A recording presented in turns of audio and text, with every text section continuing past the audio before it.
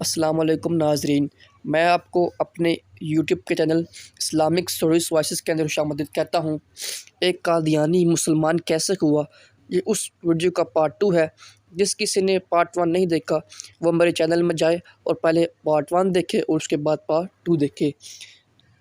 جب مبشر اپنے گھر آ گیا، وہاں سے بیان ہوتا ہے، مبشر بیان کرتا ہے کہ اگلے روز کالج میں میری ملاقات ناصر سے ہوئی۔ میں نے گزشتہ روز کی ساری گفتگو اس کے سامنے رکھ دی۔ ناصر نے مجھے دوبارہ اسی عالم کے پاس لے گیا۔ میں نے اس سے وہی حضرت عیسیٰ علیہ السلام کی دوبارہ آمد والا سوال پوچھا۔ انہوں نے کہا کہ آپ نے ایک طالب علم ہو کر مربی صاحب کو ان باتوں کے جواب صحیح دیے ہیں، لیکن میں آپ کو مرزا قادیانی کے ایسے بیانات آنکھوں سے پڑھا سکتا ہوں جن میں اس نے صاف لکھا ہے کہ مسیح کی حیات یا وفات کا کوئی مسئلہ اہم مسئلہ نہیں ہے، اور نہ اس کا اسلام کی صداقت سے کوئی خاص تعلق ہے۔ مرزا صاحب کے اصل الفاظ کی اپنی کتابوں میں اس طرح ہیں۔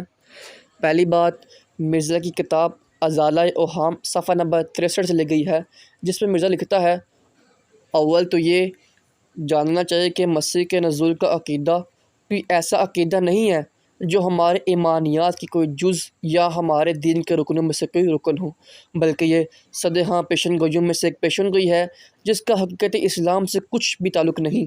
جس زمانے تک یہ پیشن گوئیاں بیان نہیں کی گئی تھی، اس زمانے تک اسلام کچھ ناقص نہ تھا، اور جب بیان کی گئی تو اس سے اسلام کچھ کامل نہیں ہو گیا۔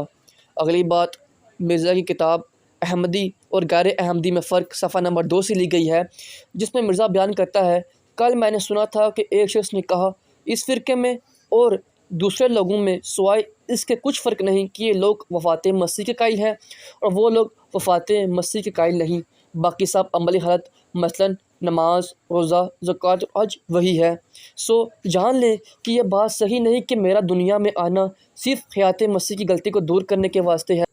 اگر مسلمانوں کے درمیان صرف یہی ایک غلطی ہوتی تو اتنے کے واسطے ضرورت نہ تھی کہ ایک شخص کو خاص طور پر مبعوث کیا جاتا، الگ جماعت بنائی جاتی اور ایک بڑا قسم کا شور برپا کیا جاتا۔ یہ غلطی دراصل آج نہیں پڑی، بلکہ میں جانتا ہوں کہ حضرت صلی اللہ علیہ وآلہ وسلم کے تھوڑے ہی عرصے بعد یہ غلطیاں پھیل گئی تھی، اور کئی حواس اور اولیاء اور اہل اللہ کا بھی یہی خیال ہے۔ اگر یہ کوئی ایسا اہم امر ہوتا تو خدا تعالیٰ اسی زمانے میں اس کا ازالہ کر دیتا۔ اور یہ تیسری بات، ملفوظات اہم جلد نمبر 2 صفحہ نمبر 214 قدیم صفحہ 72 میں سے لی گئی ہے، جس میں مرزا لکھتا ہے، ہماری یہ غرض ہرگز نہیں کہ مسیح علیہ السلام کی وفات و حیات پر جھگڑیں اور مباحثے کرتے پھریں، یہ ایک ادنا سی بات ہے۔ مولوی صاحب نے مرزا کی تمام کتابوں کے بیانات میرے سامنے رکھ دیے۔ یہ حوالے میں نے اپنی آنکھوں سے دیکھ لیے۔ میں نے یہ سب حوالے جات نوٹ کر لیے اور اگلے روز مربی صاحب کے پاس میں اکیلا ہی چلا گیا۔ انہیں یہ حوالے جات دکھانے کے بعد میں نے پوچھا، کیا یہ حوالے درست ہیں؟ مربی صاحب کافی دیر تک خاموش رہے، انہیں دیکھتے رہے۔ تقریباً 15 منٹ کے بعد بولے تو کہا، یہ لوگ ہم سے علمی بحث نہیں کرتے بلکہ حضرت مرزا صاحب کے حوالے کا سہارا بہت لیتے ہیں۔ میں نے کہا، حضرت مرزا صاحب ہمارے نبی ہیں، اگر یہ لوگ ان کی بات ہمارے سامنے رکھیں تو یہ ان کا حق ہے، ہمیں ان سب باتوں کا جواب ان کو ضرور فراہم کرنا چاہیے ہے، یا پھر حضرت مرزا صاحب کی بات ماننی چاہیے ہے۔ میں نہایت ہی معذرت کے ساتھ عرض کرتا ہوں کہ 2 ملاقاتوں میں آپ کی کوئی بات میرے اندر نہیں اتر سکی۔ اگر یہ لوگ حضرت مرزا صاحب کے بیانات سے ہمیں مطمئن نہ کریں تو آخر کس کا حوالہ ہمارے لیے قابل اطمینان ہوگا؟ لیکن مربی صاحب کے پاس میرے ان باتوں کا جواب نہیں تھا۔ مربی صاحب کا ضمیر مجھے مشکوک لگنے لگا، اور اس دن پہلی مرتبہ میرا دل باقاعدہ طور پر احمدیت کے بارے میں تذبذب کا شکار ہو گیا۔ کفت کھا کر مربی صاحب سے اجازت لی اور واپس گھر چلا آیا۔ اگلے روز میں ناصر کو ساتھ لے کر اسی عالم کے پاس گیا اور میں نے ان سے حیات مسیح کا ثبوت مانگا۔ انہوں نے بتایا، حضرت عیسیٰ علیہ السلام کا زندہ آسمان پہ جانا قرآن پاک کی اس آیت سے ثابت ہے، جو کہ سورہ نساء کی آیت نمبر 157 اور 158 تھی، جس کا ترجمہ یوں ہے، یہودیوں نے اسے قتل نہیں کیا بلکہ اللہ نے اسے اپنی طرف اٹھا لیا ہے۔ اور اس طرح کے موضوعات تقریباً انہوں نے 100 سے زیادہ احادیث مبارکہ دکھائیں، اور چند حدیث مبارکہ آپ کی اسکرین پر شو ہو رہی ہیں، جن کے اندر پورا کا پورا واقعہ بیان کیا گیا ہے کہ کیسے حضرت السلام کو آپ کو آسمان پر اٹھایا گیا تھا۔ اس کے بعد مبشر بیان کرتا ہے کہ جب مولوی صاحب نے مجھے 100 کے قریب احادیث مبارکہ دکھائیں جن کا مفہوم ایک ہی تھا تو میں دھنگ رہ گیا، اور اس کے بعد اگلی دفعہ میں ناصر کو اپنے ساتھ ہی لے گیا اور ہم دونوں مروی صاحب کے پاس جا پہنچے۔ میں نے یہ سارے دلائل مروی صاحب کو دکھائے اور ان کا جواب طلب کیا۔ مروی صاحب نے جواب دیا، حضرت عیسیٰ علیہ السلام کا آسمان پر اٹھایا جانا آپ کے روحانی مرتبے کی بلندی ہے۔ میں نے کہا، یہ کس نے کہا ہے کہ اٹھائے جانے سے مراد روحانی مرتبے کی بلندی ہے؟ وہ آیت یا وہ حدیث دکھائیں۔ ناصر بھی میرے ساتھ ہو کر اسی بات پر ڈٹ گیا کہ مسلمانوں کے پاس صاف الفاظ موجود ہیں کہ اللہ تعالیٰ نے انہیں اپنی طرف اٹھایا، اور یہ الفاظ بھی ہیں کہ عیسیٰ علیہ السلام نہیں مرے۔ آپ بھی اسی طرح کے واضح الفاظ دکھائیں کہ عیسیٰ علیہ السلام کو موت آ گئی ہے، یا عیسیٰ علیہ السلام نہیں اٹھائے گئے ہیں، یا عیسیٰ علیہ السلام نہیں آئیں گے۔ صاف لفظوں کا مقابلہ صاف لفظوں سے کیجئے، نہ کہ چلاکی سے کریں۔ اگر آپ چلاکی دکھائیں گے تو ہم اسے قبول کیسے کر سکتے ہیں؟ پھر غضب یہ ہے کہ اس چلاکی کی بنا پر آپ کوئی چھوٹا موٹا کام نہیں کر رہے، بلکہ اس پر ایک شخص کی نبوت کھڑی کر رہے ہیں۔ حتمی نبوت اور حیات مسیح کے موضوع پر قرآن و حدیث کتنے دلائل ہم نے آپ کو دکھائے ہیں۔ اگر یہ دلائل بروز قیامت مسلمانوں نے اللہ کی بارگاہ میں رکھ کر اپنی بے گناہی کا عذر پیش کیا تو یقیناً یہ عذر قبول ہو جائے گا۔ ان کے دلائل ہوتے ہوئے مسلمان اگر کسی نبی کا تسلیم نہ کریں تو آخر اس میں ان کا قصور ہی کیا ہے؟ مروی صاحب نے کہا، آپ خام خواہ بحث کرنے آئے ہیں، پہلے تم اکیلے آئے تھے، آج تم اپنے ساتھی کو بھی لے آئے ہو۔ میں نے کہا، مروی صاحب اللہ کی قسم میں خام خواہ بحث نہیں کرنے آیا، بلکہ حق کی تلاش میں آیا ہوں۔ چلیں آپ مجھے قرآن یا حدیث میں یہ لفظ دیجئے کہ حضرت عیسیٰ علیہ السلام کے اٹھائے جانے سے مراد ان کے روحانی درجات کی بلندی ہے۔ میں ادھر ہی بحث ختم کر دوں گا اور اپنے دوست کو چھوڑ دوں گا۔ مروی صاحب خاموش تھے۔ ناصر نے اپنی جیب سے کاغذ نکالا جس پر مرزا صاحب کی گالیوں کی فہرست تھی۔ یہ فہرست ناصر نے مولوی صاحب کی لائبریری سے حاصل کی تھی۔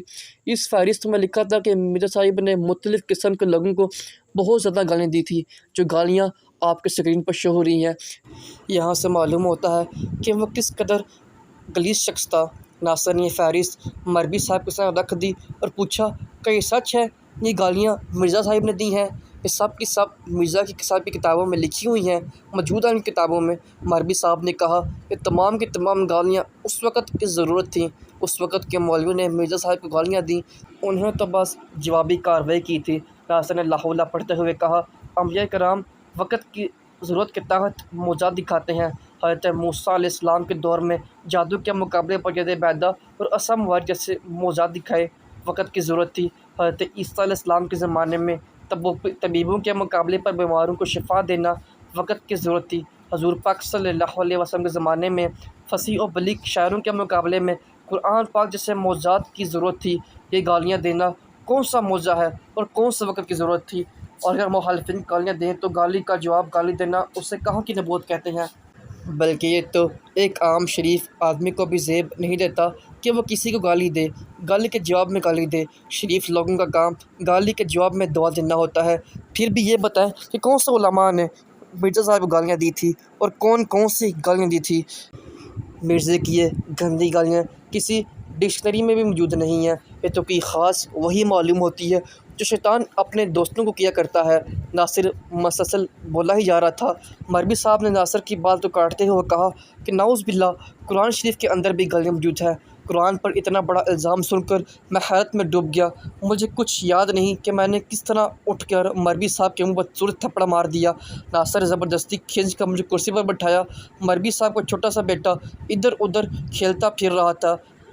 اس نے زور زور سے امی امی کہنا شروع کر دیا اور بھاگ کر اپنے گھر چلا گیا۔ تھوڑی دیر بعد مروی صاحب کا جوان بیٹا وہاں پہنچ گیا، مگر اتنی دیر میں ناصر نے تمام معاملے کو رفع دفع کر دیا تھا اور ناصر گفتگو میں مصروف ہو گیا۔ ناصر نے کہا، مروی صاحب قرآن شریف کے اندر کہاں گالیاں موجود ہیں؟ مروی صاحب نے کہا، قرآن پاک کے اندر آیا ہے، لعنۃ اللہ علی الکاذبین۔ یہ گالی نہیں تو اور کیا ہے؟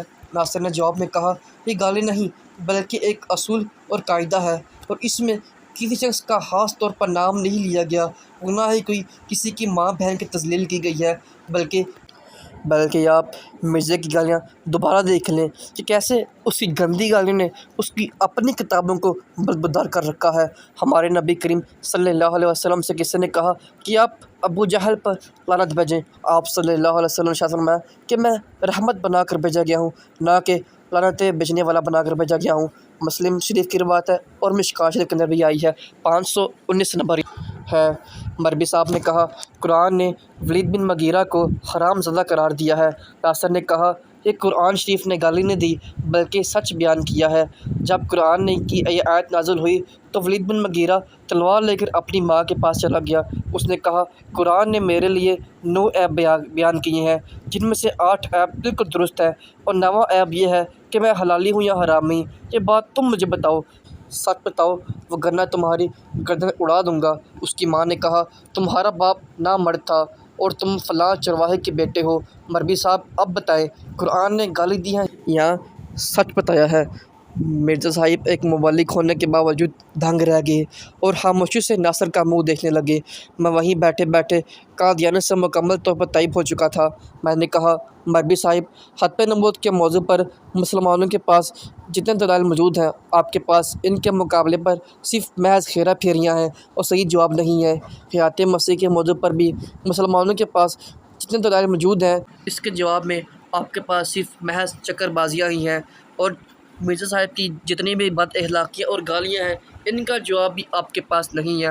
میں ناصر کے ساتھ اسی عالم دین کے پاس آ گیا اور قادیانیت سے توبہ کی اور مسلمان ہو گیا، الحمدللہ، وما علینا الا البلاغ المبین۔ میرے چینل کو سبسکرائب کریں اور بیل آئیکن کو دبا دیں تاکہ اسی طرح کے مزید خوبصورت قسم کے واقعات آپ سن سکیں۔ اللہ حافظ۔